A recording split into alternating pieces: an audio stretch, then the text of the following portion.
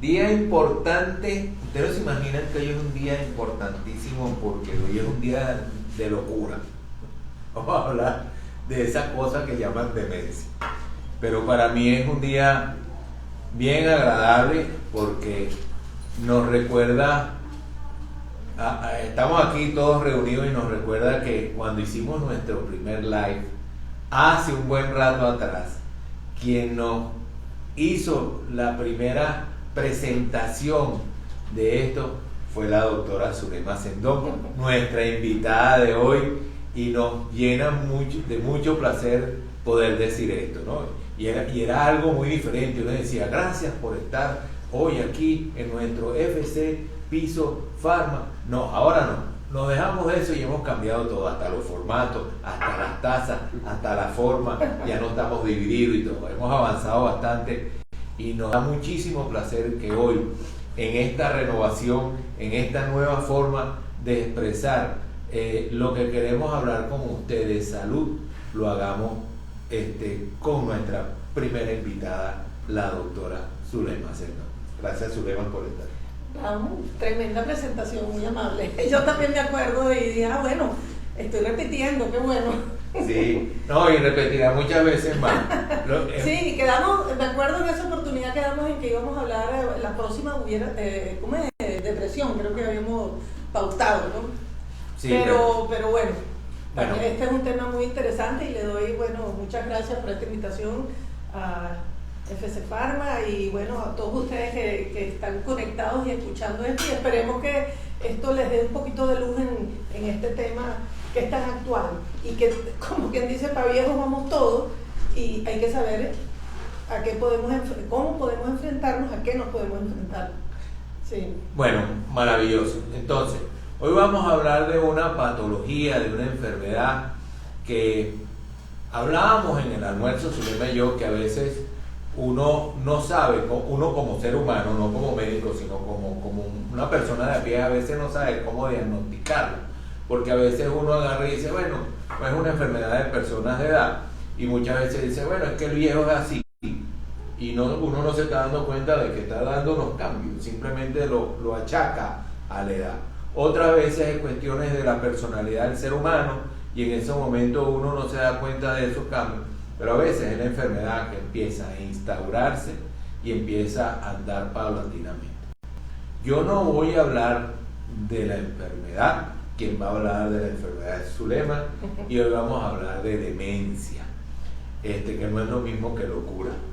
Que no es lo mismo que locura, exactamente. Sí, vamos a hablar de demencia y vamos a decirle a usted qué es, cómo se presenta, cómo se diagnostica, qué cosas hay que hacer para tratarla, bien sea desde el punto de vista no farmacológico, farmacológico, y al final existen inclusive personas que tienen que acompañarnos en este aprendizaje porque hay cuidadores de estas personas. Zulema, primera pregunta, pregunta de examen, ¿qué es la demencia? La demencia. Bueno, básicamente la demencia es la pérdida de las capacidades cognitivas. Es un proceso que es adquirido por degeneración de ciertas estructuras de parte del cerebro que pueden tener múltiples causas. Por eso hablamos que hay determinados tipos de demencia, y la aparición de la demencia generalmente uno la relaciona con la edad, pero también pueden aparecer cuadros demenciales por diferentes causas en edades tempranas de la vida, más temprano, pues no necesariamente tiene que ser un problema de la vejez que viene acompañado.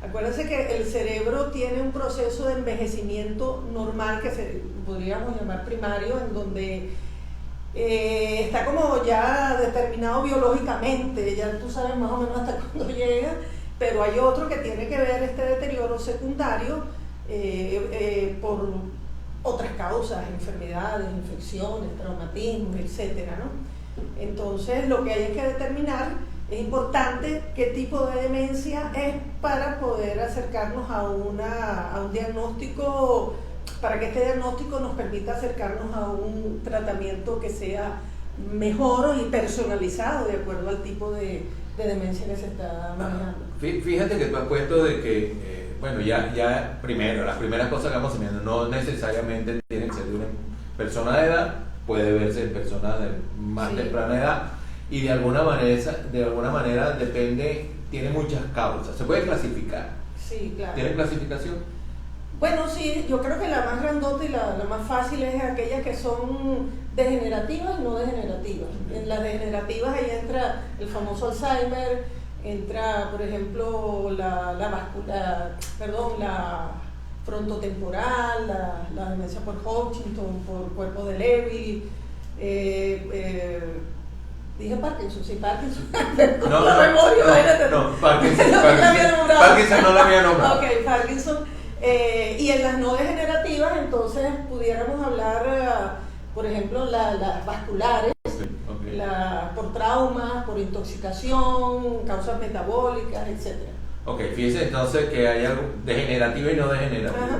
Unas son que van caminando con la edad, uh-huh, y otras que, nada, hay algún factor que te la va a provocar. Correcto. Hablábamos hace rato de demencia senil. Mucha gente habla de este término y tú misma me corregiste, Carlos, eso ya no existe. Sí, como tal ya no se usa, ¿no? Se puede usar cuando uno realmente no sabe. Uno ve, el paciente tiene una demencia y bueno, sí, a lo mejor en una estructura primaria de salud o algo así, pero eso se usaba mucho antes para delimitar como que una que aparece después de los 65, que era la demencia senil, y la presenil, la que era antes de los 65 años, pero no podías definir, bueno, qué tipo de demencia, pero antes no teníamos los métodos, ni se había diagnosticado como tal, por ejemplo, la enfermedad de Alzheimer. Cuando esta actriz, por ejemplo, Rita Hayworth, creo que ella se le hizo el diagnóstico recién en 1968, lo estuve leyendo por ahí, y ella empezó con los síntomas desde 1960 y murió no sé cuántos, veintitantos años después. Entonces ella inicialmente era una demencia senil o presenil en ese caso, porque ella la tuvo desde más temprana edad. Pero ahorita hoy no, ya sabemos y tenemos métodos diagnósticos, entonces decir senil, bueno, es cuando no le hemos hecho nada y simplemente por los síntomas y metemos todos en un mismo saco. Pero ahorita no, ahorita deberíamos ser más precisos y hablar, bueno, esta es una demencia de Alzheimer, que es la que más preocupa, la más común, etcétera, y las vasculares, que son también las que más vemos hoy en día en la práctica. Fíjate que tú vas hablando de cuando uno ve los síntomas y uno diagnostica, ¿qué síntomas más o menos uno puede decir que esta persona tiene una demencia? Es decir, ¿cómo lo ve uno? O cómo esa persona que está al lado, tú por supuesto como médico lo ves rápido, tú estudiaste esto, pero ¿cómo hace una persona común en la casa para decir, este señor tiene estos trastornos, yo cómo que tengo que ir al psiquiatra? Claro, bueno, yo pienso que es lo que pudiéramos llamar signos de alarma, ¿no? Que eso lo puede ver aquella persona que convive con ese familiar. Y es lo que yo creo que es una meta, es que las personas puedan detectarlos, porque en la medida que tú inicies un tratamiento lo más pronto posible, la evolución, aunque sabemos que es irreversible el proceso, pero uno tiene otras herramientas que pueden hacer que se permita un mejor manejo de un paciente con este tipo de patología. Signos de alarma, bueno, quizás el primerito que la gente ve, sobre todo si quisiéramos hablar, nos podemos enfocar en Alzheimer, por ejemplo. Sí. En el Alzheimer, los trastornos de memoria, aunque esos trastornos aparecen prácticamente en todos los tipos de demencia.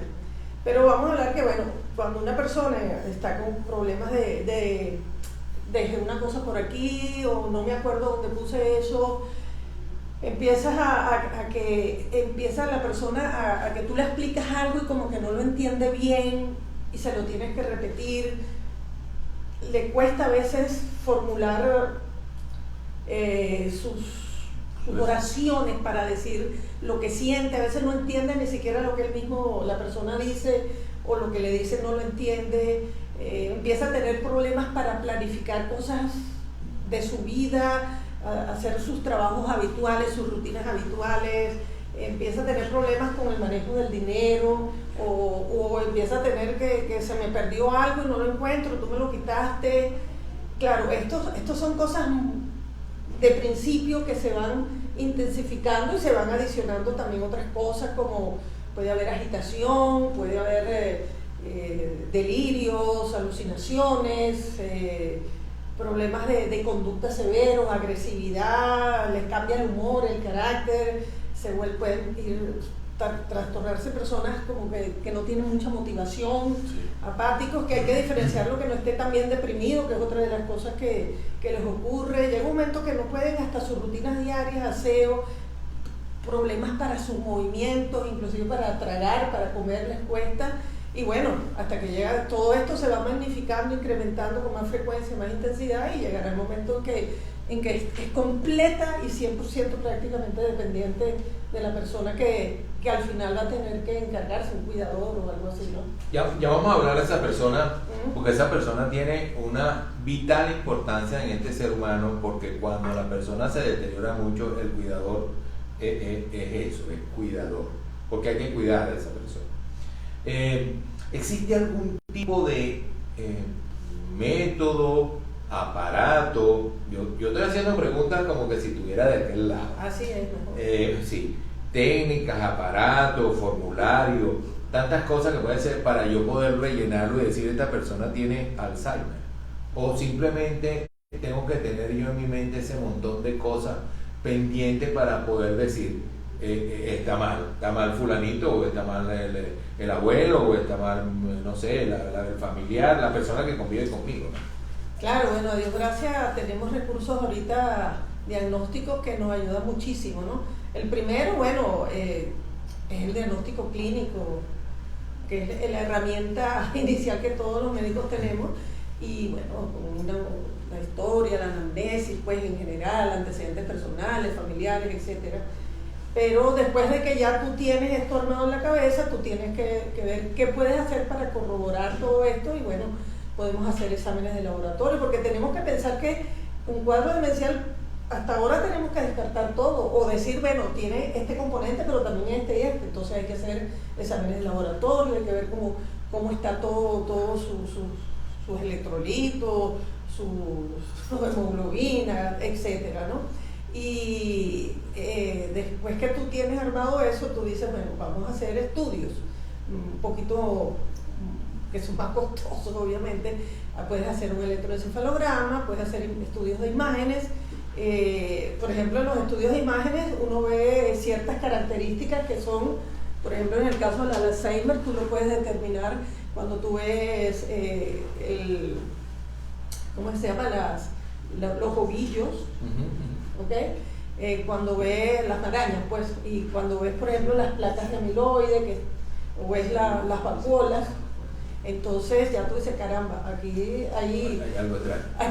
pareciera que esto me está corroborando lo que por clínica de repente ya yo he dicho que puede ser un Alzheimer. Tú ves también, por ejemplo, que la corteza cerebral se encoge o se puede ver engrosada, los ventrículos se dilatan.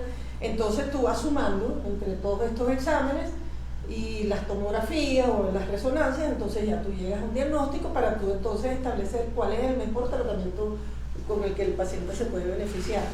Sí, yo casi que hago esta pregunta porque siempre hemos dicho, primero no se automedique, vaya al especialista.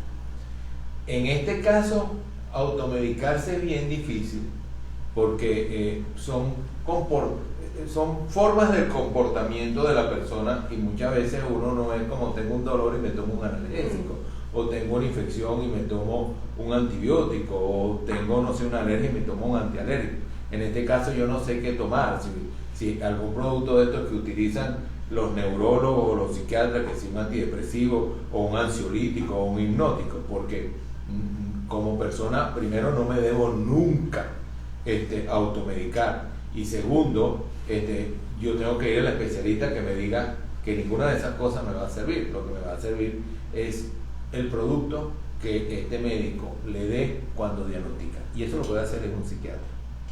¿Por qué hice todo este preámbulo? Porque yo estoy viendo a Zulema de que va hablando de que voy a hacer imagenología, de que voy a hacer electroencefalograma, que voy a hacer sangre, y es el psiquiatra o el neurólogo, claro, quienes pueden llegar a estas conclusiones. Los psicólogos, porque alguien nos comentaba, tienen otras tareas diferentes. Entonces, a la hora de usted buscarle el especialista se llama psiquiatra o neurólogo, o a veces a los dos acompañados y acompasados. Es lo mejor los dos, porque como hay cambios no solo neurológicos, sino también alteraciones psiquiátricas, entonces cada zapatero a su zapato, como dice el dicho. Ok. El cuidador, su lema. El cuidador. Hay que decirle a ese ser humano que está al lado. La única persona que me acuerdo que tuvo Alzheimer fue mi suegra, porque esa relación no se pierde, a pesar de que nos separamos, la mamá de mis hijos y yo, pero la mamá de ella murió de Alzheimer. Y de alguna manera ella era la cuidadora y era bien complicado ser cuidador. Sí, bueno, por ahí alguien que dice que esta es una enfermedad de a dos, del que padece la demencia y del cuidador, Sí. Porque se trasloca toda la vida del cuidador, claro. Y trasloca la casa. Y trasloca la casa y todo. Entonces termina también enfermándose el que cuida a un paciente. Importantísimo que estas personas lo entiendan y que sean siempre el acompañante seguro y siempre presente a la hora de ir a hablar con el psiquiatra o el neurólogo. ¿Cómo vamos, Gerardo, de preguntas? Sí hay, qué maravilla. Hoy tenemos el equipo completo, quiero informarle. Hoy no solamente estamos volviendo a retomar como que un ciclo con la doctora Sendón, sino que también hoy tenemos a nuestra productora y a nuestro director a bordo. Así es, doctor, nos han llegado muchísimas preguntas. Una de ellas es la siguiente: ¿las personas que sufren demencia saben que tienen esta patología? Bueno, al principio sí pueden saberlo, sobre todo en el Alzheimer. El paciente todavía que no tiene un deterioro importante, que está en los primeros estadios, como quien dice, de la enfermedad, sí se da cuenta y sabe, me está pasando esto, ¿por qué no puedo entender esto? El rollo es que hasta dónde lo busca. Hubo una película, yo no me acuerdo el nombre, que era con esta actriz, bueno, no me acuerdo tampoco. No era con Jodie Foster. Era esta que es catira, ella, Michelle Pfeiffer, creo que era. No era Michelle, era una como ella catira, bueno, no me acuerdo. Yo soy muy mala para los nombres de artistas. Y trata que ella se da cuenta que empieza a tener problemas de memoria y se va ella misma, trataba de ocultarlo, ella misma empezó a establecer estrategias con agendas y cosas esas para irse recordando hasta que ya no pudo más y reunió a la familia, me está pasando esto, bla, bla, bla. Creo que Ronald Reagan también actuó de esa manera cuando ya vio que empezaba a tener serios problemas. Entonces sí se puede. Hay otros tipos de demencia que el paciente definitivamente ni se lo cree ni se da cuenta. Por ejemplo, en las frontotemporales, el paciente no se percata de este tipo de situación. Pero sí, en esencia, en los primeros estadios, después ya no, el paciente no puede entender lo que le está pasando, ni entiende ni está consciente. Dígame cuando hay confusión, estados confusionales, que no entiende su entorno, que no se puede relacionar, que sale, se pierde, en fin, ese tipo de cosas. Por acá nos llega otra pregunta, doctora, nos dicen: ¿el cuidador debe recibir apoyo psiquiátrico? Bueno, en general les voy a decir una cosa: el cuidador requiere toda una infraestructura que también lo apoye, empezando por la misma familia. Yo veo esos cuidadores que generalmente eso recae en la mujer, que si hay 5 hermanos y hay una sola mujer, entonces ella es la que lo tiene que cuidar y los demás se hacen los locos. Yo creo que eso no puede ser así. El cuidador necesita también cuidarse, y todas las tareas que tienen que ver con ese paciente deberían estar como que cada quien asuma un rol. Y también podemos llegar inclusive, aunque no es lo más conveniente para el paciente, sobre todo en ciertos estados, porque moverlo de un sitio a otro, a una casa, pero como tenemos que cuidar al cuidador, entonces va a llegar un momento que hay que, mira, tú lo tienes un mes, si son varios, tú lo tienes otro. Entonces hay que enseñar al cuidador, y eso lo puede hacer un trabajador social, puede hacer un psicólogo, lo puede hacer un psiquiatra, estrategias de afrontamiento de la situación, de cómo manejas a ese paciente. Enseñarle, por ejemplo, a las rutinas, enseñarlo a cómo debe bañar inclusive un paciente, cómo debe darle la comida, ese tipo de cosas que parecen tan tontas y elementales.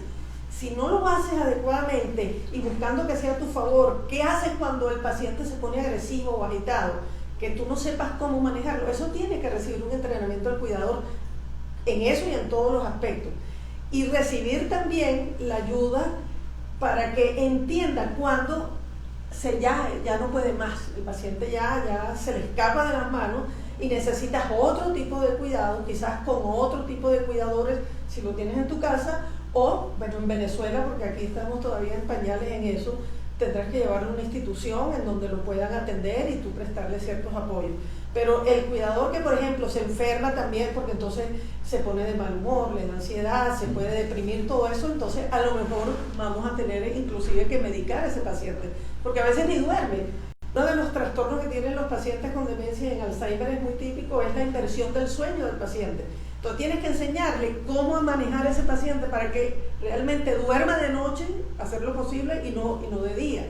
Y si tú necesitas algún tipo de tratamiento, pues inicialmente para que hasta tú puedas dormir, ¿entiendes? Entonces, claro que requiere el apoyo tanto de un psiquiatra como de otras especialidades que puedan ayudarlo a manejar mejor la situación. Ustedes no se imaginan lo que sufre, lo que vive, cómo se le transforma la vida al cuidador cuando tiene un paciente con Alzheimer. Es impresionante. Sí. Yo lo pude ver y de verdad que se convierte en otro enfermo prácticamente, porque le cambia la vida, le cambia la forma de todo. Es decir, ¿no? Duermen de día y entonces tienen que trabajar, se están durmiendo, nadie se quiere meter porque la señora o el señor que tiene Alzheimer es un problema, entonces toda esa carga cae en una persona, esta persona de repente no la reconoce y entonces la agrede, se ponen bravos con esta persona y esa persona que lo está atendiendo, ¿no? Es una tragedia cuando esto sucede así. Y si le metes 4 gritos al paciente, peor. Entonces la culpa viene, porque ¿cómo le grité a mi papá? ¿Cómo le dije esto a mi mamá? Hasta deseé que se muriera de una vez por todas. Y eso hay que manejarlo, la culpa, porque somos humanos y eso le ha podido pasar a cualquier cuidador, y no significa que tú realmente quieras que esté mal y lo que hiciste es gritar o no lo empujaste, lo que sea. Todo eso hay que manejarlo. ¿Y cómo lo haces? Yo me acuerdo de anécdotas de que, por ejemplo, salía a botar la basura, pero después no sabía regresar, ¿no? Para encontrar ese ser humano perdido 4 cuadras para allá, entonces la policía buscando a todo el mundo, era toda una historia y de verdad que la pasa duro, no solamente el cuidador directamente, sino que empieza a ver como que una tragedia de familia. Claro. Y eso necesita mucha orientación, muchísima, porque con esa persona hay que convivir, ella está allí, está viva, lo que tiene es un problema cognitivo de interrelación con el mundo, porque se le olvidan las cosas, se le borró el Imagínate, es que compáralo, salvando las distancias, por supuesto, pero imagínate un adulto que tú tengas que cuidar cuando ya generalmente tienen más de 45 años, porque son personas que generalmente tienen más edad. O sea, ¿cómo haces? Tú trabajas, tienes ocupaciones, tienes una familia y encima tienes este paciente. Y lo comparas, que tú dices, pero bueno, es lo mismo que hacías quizás con un niño cuando estaba tu hijo bebé, pero tú lo haces, pero un bebé tú lo cargas así, carga a un adulto, porque le tienes que lo tienes que hacer en una cama, cambiarle el pañal y oírle los gritos, y uno como mamá ya sabe, mira, ay, este está llorando por esto, pero un paciente así tú no sabes por qué grita, por qué llora, o sea, es duro, y además que el niño va creciendo y te va dando respiro, pero en este caso es lo contrario, el adulto va pasando la edad y menos respiro te da, o sea, no es fácil. Sí. Claro. Por acá tenemos otra pregunta y nos dicen, ¿la demencia se puede fingir? Bueno, todo en la vida se puede fingir. Y no voy a entrar en detalles, ¿no? Pero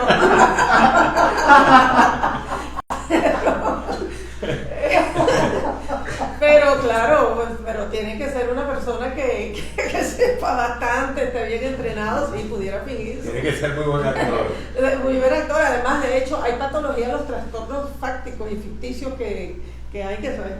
Está dentro de otro tipo de patología, pero sí pudiera ser. Busque un psiquiatra que le ayude a ver. Claro, el psiquiatra es más difícil engañarlo, ¿no? Porque además uno, entre las pruebas diagnósticas, uno tiene una batería de test que uno pasa y eso es muy difícil. Es más difícil que le metan gato por liebre, ¿no? Esa persona va a tener un problema. ¿Lo llevo al psiquiatra o lo llevo al director de teatro? El detector de mentiras. A ver si le dan trabajo. mentira. Otra pregunta era, qué buena pregunta. ¿Dónde es más frecuente, en hombres o en mujeres? Es un proceso de envejecimiento, es independiente. Si hablamos que hay más mujeres que hombres, pues la proporción estará un poquito por encima de las mujeres, pero en general no hay una cifra estándar así mayor que diga que sean hombres o mujeres. No. Así es, por acá tenemos otra pregunta, doctora, y nos dicen lo siguiente. La demencia, bueno, creo que ya lo han desarrollado un poco, pero la demencia puede generar depresión. Claro, sí, es uno de los síntomas, y es uno de los síntomas cuando está más avanzado el proceso demencial. Se ve tanto sobre todo en demencia tipo Alzheimer, ¿no? Sí, pero sí, claro, y eso requiere un tratamiento específico y determinar cuál es el antidepresivo que más se acopla pues con el paciente, y analizando también, pues estos son pacientes que tienen seguramente complicaciones, que sí, hipertensión y cosas de eso. Dos preguntitas más. Doctora, en el caso de sufrir un episodio de demencia por traumatismo, ¿puede ser único o es definitivo? Bueno, hay traumatismos que el paciente se recupera, pero me imagino que se está refiriendo a un traumatismo más o menos importante, y sí, produce demencia, es una de las causas de demencia, y generalmente son irreversibles, por lo general. ¿Tener un familiar con demencia y dejarlo en una institución es positivo o acelera la enfermedad? No, bueno, depende de dónde esté. Hay instituciones, yo no sé, en Venezuela hay algunas bastante buenas, y uno lo que tiene es que estar encima visitando al paciente, porque ellos lo último que pierden es la memoria emotiva. Entonces eso de acercarse al paciente le genera empatía y ayuda a que esté mejor, pero cuando hay que tenerlo en un sitio hay que estarlo supervisando. Pero sí hay momentos que tú tienes que pensar que, como les dije, que hay que ponerlo en un sitio porque ya no se puede manejar el paciente en la casa. Normalmente esto es una patología que va en progreso. Es una patología que, aparte que va en progreso, no la puedo regresar, es decir, devolverla, la voy a mejorar 2 pasos para atrás, ¿no? Ella va avanzando. Quien tiene la angustia de si esto avanza o no es la persona que está consciente. Él está como que desconectado del proceso. Entonces, lo que pasa es que a uno le da miedo meter a una persona familiar de uno o cercana a uno en un sitio donde yo no sé qué le está pasando, cómo le está yendo, claro. Porque no sé, mi papá o mi mamá, que normalmente se volvió loco y lo tengo ahí en un loquero de eso, y yo no sé cómo me lo están tratando, porque esa es la expresión. Entonces la angustia es suya. Ellos están cortaron un poco la relación con el mundo y de alguna manera avanzan. Entonces, además, ni siquiera, a veces tú vas y el paciente no te reconoce al familiar más cercano, porque primero empiezan a no reconocer al entorno un poco, ¿no? Pero después terminan no reconociendo ni siquiera al cuidador, al familiar directo que tanto lo amó y nada. O a su esposo de toda la vida, y pasan esas cosas. O lo recuerdan muy en el pasado, porque tienen también eso, ¿no? Que puede tener una... Y confunde. Entonces, tú eres mi marido, y empieza a hablarle como si fuera el marido. Memoria. Entonces, si la trató mal, no se le pega al marido, que es su marido. Mire todo lo que puede pasar. Esto daba mucho esta conversación, sí. y iríamos hablando de todas las etapas y de todas las formas en lo que esto se puede ver. Yo no sé si tengo más preguntas, estamos completos con las preguntas. Zulema, yo no sé si seguimos ahondando, podemos estar toda la tarde aquí, o tú tienes alguna recomendación para estas personas que tienen alguna familiar o algún allegado o algún conocido que esté sufriendo de demencia. Y llámese que ¿cómo se llama? El sello más importante de demencia se llama Alzheimer. Claro. Claro, yo pienso que la recomendación básica, primero, reconocer que algo esté pasando con el familiar y entender que no es un proceso en contra de la gente que rodea a este paciente. Él no lo está haciendo porque quiere, está enfermo. El cerebro se enferma, igual que se enferma cualquier parte del cuerpo, el cerebro se enferma. Y los síntomas van a ser de acuerdo a esas áreas que estén alteradas. Entonces no lo está haciendo contra usted, porque mucha gente empieza, pero es que no sé qué, y acuérdense que esos rasgos de personalidad con la edad se ponen todavía más recios, más rígidos, entonces entran en conflicto. Entonces a eso es lo primero, y saber que necesitan ayuda, que necesitan asesoramiento de cómo manejar un paciente con una demencia, para que la carga se haga un poquito más liviana, porque en esa medida va a sentirse el cuidador más aliviado, por supuesto. Saber que hay medicamentos que funcionan bastante bien, por lo menos para el manejo de los síntomas, el control de la agitación, etcétera, para esos procesos de memoria, como que se lentece un poquito el deterioro.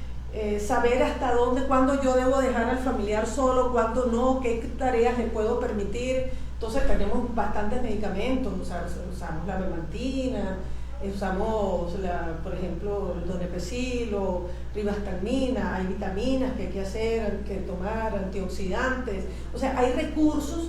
Y también hay sitios, o deberían haber más aquí en Venezuela, no sé, muchos, creo que no hay tantos, pero en otras partes tenemos hasta hogares de cuidado diario donde el paciente lo dejan en la mañana, lo retiran en la noche, o sitios donde los pueden llevar los fines de semana para que el cuidador descanse el fin de semana y tenga esparcimiento, casas de verdad de reposo o geriátricos para este tipo de patología que están entrenados, o sea. Y hay asociaciones, aquí está la Fundación de Alzheimer, que también ayuda mucho en orientar sobre todo a los cuidadores, ¿no? Para que manejen mejor la situación. Hay terapias grupales y bueno, y siempre consultar. Es preferible consultar tanto para el paciente como para el cuidador con el neurólogo, si tiene que ver con problemas conductuales, depresión, etcétera, trastornos de sueño, el psiquiatra, todos los psiquiatras estamos bien entrenados para eso. Y hacerlo, más nada, porque eso les va a redundar, el beneficio va a ser llevar mejor, manejar mejor la situación con un paciente con demencia. Acuérdense que la expectativa de vida va a crecer, cada vez va a aumento, y estas son patologías que tienen, al final tienen más riesgo de aparecer de una manera o de otra. Suleiman está dando toda como que una conclusión, pero a mí se me ocurrieron dos preguntas y no las voy a perdonar. ¿Qué frecuencia tiene la enfermedad en nuestro país? Oye, yo honestamente la frecuencia no la sé, y menos en este momento, porque aquí no hay ningún tipo de estadística desde hace años. Sí. ¿Te llega mucho paciente con Alzheimer? Sí. Entonces no sí debes... me llega, sí ¿no? me llega, con Alzheimer y con demencia vascular. Ojo, que generalmente al final, después de cierta edad, lo que uno ve es una mezcla. Sí. Hay tantos signos que te dicen esto es un Alzheimer, pero también con problemas vasculares, microinfartos, zonas de electroencefalopatía, etc. Sí, me pusiste dos pensamientos. Yo que trabajo en mercadeo, una es, vamos a ver si podemos hacer una prevalencia con ustedes los psiquiatras, a ver si podemos dar esa estadística, sí, que es importante. Y de ahí poder sacar pautas de tratamiento, cuáles son los medicamentos más idóneos según las etapas. Y la otra pregunta que se me ocurrió, esa se la debo así a nuestra productora, y que de paso hay una fundación Alzheimer a la cual la vamos a contactar y vamos a ver si invitamos a alguien para seguir hablando de un tema como es el Alzheimer, que todo el mundo tiene interés. ¿Hay factores de riesgo? Sí, bueno, se habla del Alzheimer, no está muy claro el papel de la herencia. Sí hay un riesgo de herencia, pero no está determinado. Hay unas mutaciones y entonces eso, y hay un riesgo genético, pero que no sobrepasa el 10%. Sí. Por eso es que podemos decir que no todo el que tenga un familiar con Alzheimer va a significar cuáles son los factores que pueden ser coadyuvantes, porque se habla que el riesgo genético es una cosa, pero es un riesgo. Si tú tienes otros factores, la parte de lo que llamamos la epigenética, que ahí englobamos qué sé yo, factores ambientales, alimentación, estilo de vida, todo eso va a ayudar, pero el que cae dentro de ese riesgo, dentro de ese 10%, es poco lo que pueden hacer esto, o sea, que se expresen, pero en la medida que tú tengas una vida más saludable, pues, y otras cosas que no haces, pues, que pueden influir, pues no debería haber mayor problema, ¿no? Bueno, yo creo que llevan bastante información. Vaya al psiquiatra cuando usted, esto si se diagnostica a tiempo, se puede manejar mejor. Claro, y el proceso es más llevadero, básicamente. Va a ser igualito progresivo, pero no es lo mismo. Un paciente agitado todos los días, que no duerme, que grita, que no puede, a un paciente que poco a poco va deteriorándose, pero por lo menos hay una cantidad de síntomas que no los vas a tener, porque los vas a poder manejar con fármacos y con cambios de comportamiento. En fin, hay muchas cosas que hay que hacer y que ayudan para manejar mejor toda esta situación. Entonces ayúdese y vaya temprano cuando usted sospeche. ¿A dónde? A donde Zulema Sendón. ¿Dónde la consigo? Bueno, por mis redes pueden ubicarme, Zulema Sendón, @Zulema Sendón con Z, Zulema Sendón con C. Y bueno, estoy en la clínica Vidamed para el que quiera, también estoy funcionando por allá. Y si no, nos llama a nosotros en Conectados Contigo, 0412-265-2625, y nosotros lo ayudamos y lo orientamos a donde usted tiene que ir. Por mi parte, yo quiero agradecerte, Zulema, habernos acompañado en esta segunda parte de la historia de FC Salud, que nos vuelve a dar la vuelta. Bueno, entonces vamos a decir, cada vez que vengo yo es un nuevo ciclo. Y ahí vamos. Ahí vamos. Sí, bueno, lo podemos ver así. Gracias por haber venido. Muchas gracias. Por haber compartido con todas estas personas que siempre están detrás, nuestros FC oyentes o FC Instagram videntes. Le hemos puesto muchos nombres desde entonces, que nos acompañan. Quiero darle las gracias hoy de vuelta a nuestra productora, la licenciada Farar Veláez, y por supuesto a Gerardo Frey, que transforma todo esto en un gran estudio de televisión. Y en el nombre mío, Carlos Lezama, que les ama y les quiere. Hasta la próxima. Hasta luego.